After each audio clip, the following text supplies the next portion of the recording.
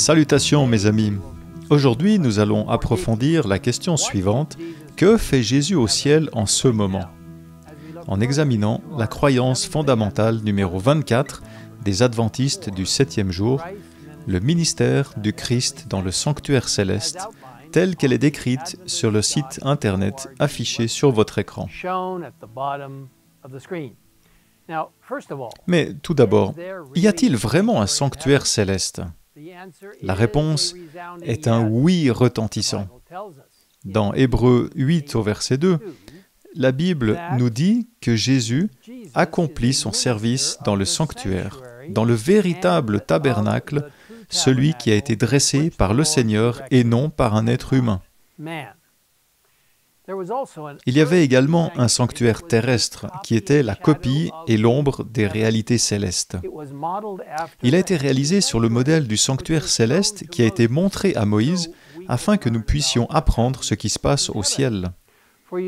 En effet, les différents éléments du service du sanctuaire terrestre mettaient en évidence le don et l'œuvre extraordinaire de Jésus-Christ. Pour comprendre l'œuvre du Christ dans le sanctuaire céleste, et oui, il y a un sanctuaire céleste, ne laissez personne vous en dissuader, il est utile de regarder le sanctuaire terrestre et le ministère qui s'y déroulait. Le sanctuaire terrestre était installé au centre du camp des Israélites, avec comme une clôture en tissu le séparant du reste du camp. En entrant par la porte ouverte, on arrivait dans la cour où se trouvait l'autel des sacrifices. C'est ici que les sacrifices du matin et du soir étaient offerts. C'était l'endroit où l'on apportait les agneaux en sacrifice pour les péchés de chacun. Tous ces sacrifices pointaient vers Jésus, l'agneau parfait. Ce symbolisme est renforcé dans le Nouveau Testament lorsque Jean le Baptiste voit Jésus et s'écrie « Voici l'agneau de Dieu qui enlève le péché du monde ». Dans la cour du sanctuaire terrestre se trouvait également la cuve d'airain. Il s'agissait d'un grand récipient rempli d'eau, utilisé pour que les sacrificateurs puissent se laver et se purifier. Tout au long de la Bible, l'eau est utilisée comme un symbole de vie et de pureté. Le ministère de Jésus nous offre la purification, la guérison et l'espoir à travers les eaux du baptême, tout comme le psalmiste avait prié « Lave-moi complètement de ma faute et purifie-moi de mon péché ». Le sanctuaire terrestre avait une structure spéciale en forme de tente, avec deux sections, le lieu saint et le Saint des Saints.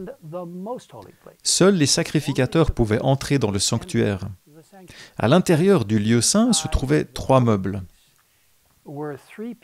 La table des pains de proposition comportait 2 piles de pain, avec 6 pains dans chaque pile. Ce pain était renouvelé chaque semaine et symbolisait Jésus, qui est le pain de la vie.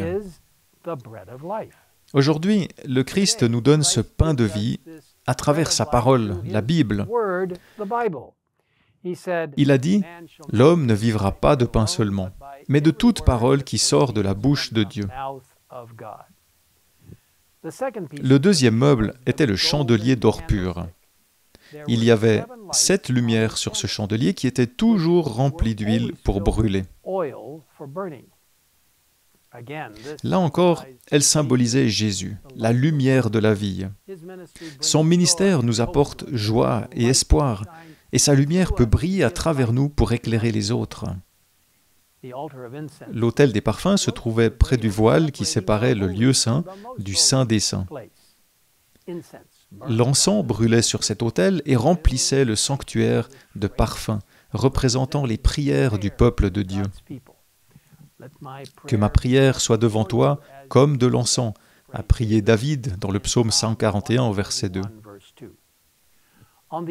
De l'autre côté du voile se trouvait la partie la plus sacrée du tabernacle, le Saint des Saints.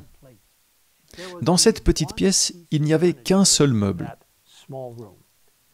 C'était l'arche d'alliance, également appelée arche du témoignage. Au sommet se trouvaient 2 chérubins d'or qui, depuis les côtés de l'arche sainte, regardaient vers le bas les ailes déployées. À l'intérieur de l'arche se trouvaient les 2 tables de pierre contenant les 10 commandements. La loi nous montre la volonté de Dieu et nous aide à comprendre à quel point nous avons besoin de lui. Dans le psaume 19, au verset 7 et 8, nous lisons « La loi de l'Éternel est parfaite, elle donne du réconfort. Les commandements de l'Éternel sont clairs, ils éclairent la vue. » Vous voyez, le ministère de Jésus dans le sanctuaire céleste nous donne la sagesse nécessaire de voir pourquoi l'humanité a besoin d'une loi fondamentale qui nous dit ce qui est bien et ce qui est mal. L'arche contenait également un vase avec de la manne, la nourriture que Dieu faisait pleuvoir du ciel pour nourrir le peuple d'Israël dans le désert. Cela nous rappelle que Dieu promet de prendre soin de nous même lorsque nos situations semblent impossibles. Un autre objet à l'intérieur de l'arche était la verge d'Aaron, qui avait miraculeusement fleuri lorsque les tribus ont demandé qui Dieu avait choisi pour servir en tant que sacrificateur. Et Dieu a donné une réponse très claire. Dieu a promis que l'arche d'alliance était le lieu où sa présence serait assurée. C'est là que je te rencontrerai, du haut du propitiatoire, entre les 2 chérubins placés sur l'arche du témoignage. Je te donnerai tous mes ordres pour les Israélites. Seul le grand prêtre pouvait entrer dans le Saint des Saints, où se trouvait la présence de Dieu. Cela se passait une fois par an, le jour des expiations, un jour très important et solennel au cours duquel il fera l'expiation pour le Saint Sanctuaire. Ce jour était également connu comme celui de la purification du sanctuaire. Car voyez-vous, tout au long de l'année, les péchés du peuple étaient symboliquement transférés au sanctuaire par le sang des animaux, mais ce jour-là, ces péchés étaient purifiés du sanctuaire. Cette purification du sanctuaire a une signification prophétique particulière, comme nous le lisons dans Daniel au chapitre 8 et les versets 13 et 14. « J'ai entendu un saint parler, et un autre saint dire à celui qui parlait, « Jusqu'à quand durera cette vision à propos du sacrifice perpétuel et de la transgression dévastatrice?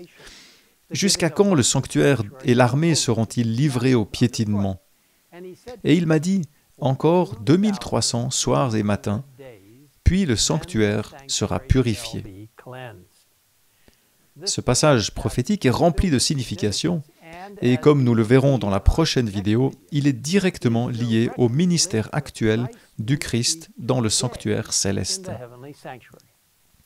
Pour conclure, remercions le Seigneur de nous avoir donné une image merveilleuse de son œuvre de rédemption, symbolisée dans le sanctuaire terrestre, qui est à nouveau un très beau symbole et une très belle image du sanctuaire céleste et de la réconciliation qui a lieu en ce moment même par son œuvre dans le sanctuaire céleste.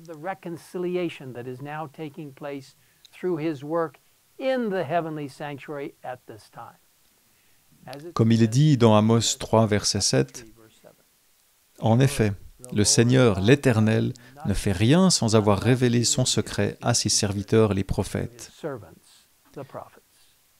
Et maintenant, prions ensemble. Père Céleste, merci pour les vérités et les symboles étonnants et magnifiques qui résultent de l'étude du sanctuaire céleste et du sanctuaire terrestre, qui est une représentation et une ombre du sanctuaire céleste. Et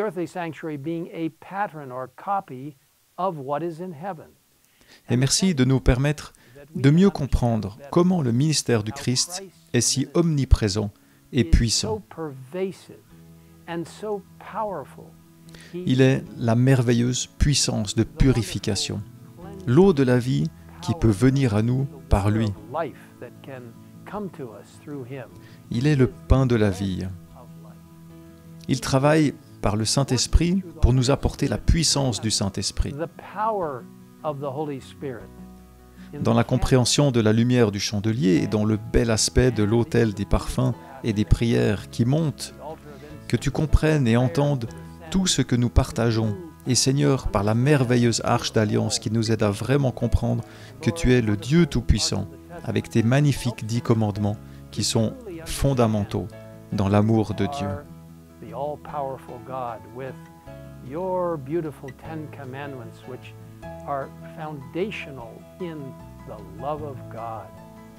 Alors Seigneur, nous te remercions pour toutes ces belles compréhensions. Maintenant, bénis-nous alors que nous comprenons mieux le jugement investigatif et que bientôt nous pourrons être avec toi au ciel. Car oui, ton retour est proche. Merci de nous avoir écoutés. Au nom de Jésus. Amen.